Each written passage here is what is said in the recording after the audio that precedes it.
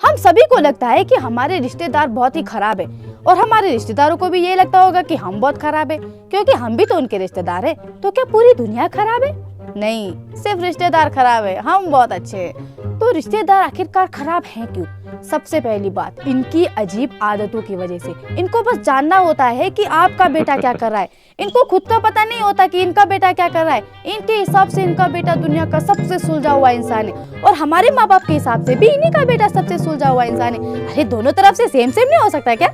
उनको लगे उनका बेटा सुलझा हुआ है, इनको लगे इनका बेटा सुलझा हुआ है। और तुम एक इंसान होते हो जिसे पता होता है कि उनके रिश्तेदार का बेटा है कैसा। केवल तुम्हें ही पता होता है कि ये कितना बिगड़ा हुआ है। हम रोजों के साथ माजा मिला के दिलबाग की तरह खाते हैं और ये सच में दिलबाग खाता है। ये वही होता है जिसके साथ तुमने बचपन में कागज की सिगरेट पी होती है, लेकिन अब तुम कागज की सिगरेट बनाना भी भूल चुके हो और ये असली वाली पी रहा है। इसे पता है कि किस सिगरेट से कितना ज्यादा धुआं और नशा होता है, लेकिन फिर भी इनके माँ बाप के लिए ये सुधरा है और हमारे माँ बाप के लिए भी यही सुधरा है। अगर तुम्हारे ख्वाब होंगे ना कि तुम्हें स्कूल को बचाना है रोबोट्स और निंजा और एलियन से, तो इसके सपने होंगे कि इसको टीचर को घेर के मारना है, स्कूल को आग लगानी है। Darker then my elbow bro. और एक दिन ऐसे ही तुम्हारे घर पे एक रिश्तेदार आता है जो कि पहले आगे बताते ही है कि तुमने इनको आखिरकार बोलना क्या है। वो मुझे तब से जानते हैं जब मैं पैदा हुई थी। वो मेरी मम्मी पापा की शादी में भी आ चुके हैं, मैं उनकी शादी में जा चुकी हूँ, लेकिन मुझे तब भी नहीं पता कि वो आखिरकार है कौन। और आज वही इंसान इतने सालों बाद हमारे घर पे आए हैं, एक 10 रुपए का बिस्कुट का पैकेट लेके, जो ना ही मीठा हो रहा है ना ही नमकीन। और ये बिस्कुट लाते हैं लाल कलर का, उसके अंदर 2 भाग होते हैं जिसमें दोनों साइड में बिस्किट होते हैं। बिस्कुट सूरजमुखी के डिजाइन का होता है जिसके कि चारों ओर बस नमक चिपका रहता है। और इनका पहला डायलॉग होता है कि यहाँ कुछ मिलता ही नहीं।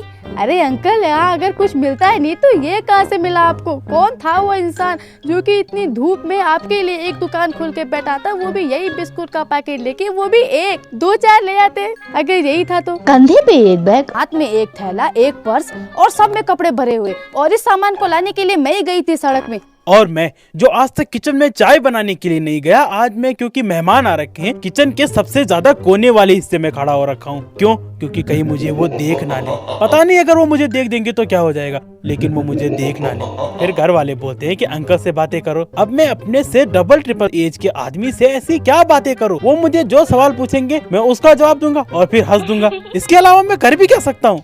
और इनके साथ उनका एक बेटा होता है 6-7 साल का। और अब मुझे मेरी पोजीशन समझ में नहीं आती। घर वाले बोलते हैं कि बच्चे के साथ खेल। अब मैं इतना छोटा नहीं हूँ कि छोटे बच्चे के साथ खेलूं, और फिर बोलते हैं कि अंकल के साथ बात कर। और अब मैं इतना बड़ा भी नहीं हूँ कि मैं अंकल के साथ बातें करूँ। मैं बीच में फंस गया हूँ। अब वो एक कोने में बैठा है, मैं दूसरे कोने में खड़ा हूँ। अब वो मेरे साथ खेलने के लिए खड़ा हो गया और मेरा दिल बैठा जा रहा है। मैंने एक पलक झपकी और अब वो मेरे कंधे पे चढ़ के मेरे सिर के बाल नोच रहा है। अब मैं उसे खेलने के लिए एक खिलौना देता हूँ। वो खेलते खेलते सो जाता है। बड़ा मासूम लगता है और मुझे लगता है कि यार, क्या मैं इतने छोटे बच्चे से नफरत करता हूँ? और फिर वो उठ जाता है और मुझे लगता है कि मैं सही कर रहा हूँ। और अब हम उस छोटे बच्चे को उसके ही पापा का नाम लेना सिखाते हैं। और फिर वो सबके सामने अपने पापा का नाम लेता है और उसकी मम्मी बोलती है कि बेटा किसने सिखाया? और उसकी उंगली मेरी तरफ और सबके सिर भी मेरी तरफ, और मैं गिरा हुआ उनकी नजर में और गिर गया। पता नहीं मेहमान के घर में आते ही मेरा पर्सनल स्पेस खराब हो जाता है। भले मेरा कोई पर्सनल स्पेस है नहीं, मेरे पास मेरा खुद का कमरा भी नहीं है। मेरे घर वाले मुझे अपने घर में रहने दे रहे हैं और उनका उपकार है मुझ पे। फिर घर में आए हुए वही अंकल जी समाज की हर एक कुरीतियां सिखाने की कोशिश करते हैं। बेटी कितने साल की हुई? 25 साल की। हाँ, तो 25 से पहले शादी कर देनी चाहिए, उसके बाद दिक्कत हो जाती है। अरे दिक्कत हो जाती है? क्या दिक्कत हो जाती है? 25 साल के बाद ऐसी दिक्कत हो क्या रही है? मुझे पता ही नहीं था कि मैं एक्सपायरी डेट पे खड़ी हूँ। अगर आप नहीं बताते तो। पता नहीं इनको हमारी शादी से ऐसा क्या होता है, जैसे कि पूरी शादी का खर्चा यही उठाएंगे। पता नहीं जैसे मुझे शादी में ऐसा क्या देने वाले। अरे क्या लाएंगे? 10 रुपए का बिस्कुट जो ना मीठा होगा ना नमकीन। लड़की ने 12वीं कर ली? हाँ कर ली। तो उसके बाद लड़की की शादी करा देनी चाहिए। अरे 12वीं के बाद मुझे ग्रेजुएशन करनी है, इतना क्या डर रहे हो मेरी शादी के लिए? 12वीं के बाद ग्रेजुएशन होती है, 13वीं नहीं। ऐसे घर में कोई मेहमान आता है, नॉर्मल दिन का खाना बड़ा ही अच्छा बनने लगता है अपने आप। मैं बोलती हूँ, मम्मी कल का खाना किसने बनाया था? मम्मी मैंने। आज किसने बनाया है? मैंने।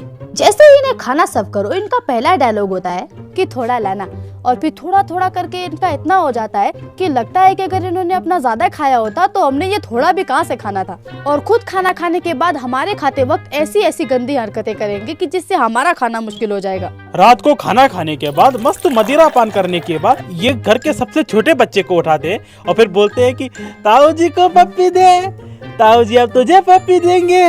मान लो कि कभी तुम्हारी तबीयत खराब हो गई और घर में तुम्हें कोई रिश्तेदार देखने आया, तो वो ऐसी ऐसी बातें करेंगे कि मेरे पड़ोसी के चाचा के लड़के के भाई की भी ऐसी तबीयत खराब हुई थी। तुम बोलोगे कि वो ठीक हो गया? नहीं, बेचारा मर गया। मुझे केवल बुखार आ रखा है, लेकिन उनकी बातें सुनकर हार्ट अटैक आ जाएगा। देखने आए हो तो लाओ ना अनार, ब्राउन वीटा, रियल का जूस, हॉर्लिक्स। ये लाते हैं केले और 10 रुपए का एक बिस्कुट, ना मीठा हो रहा है ना नमकीन।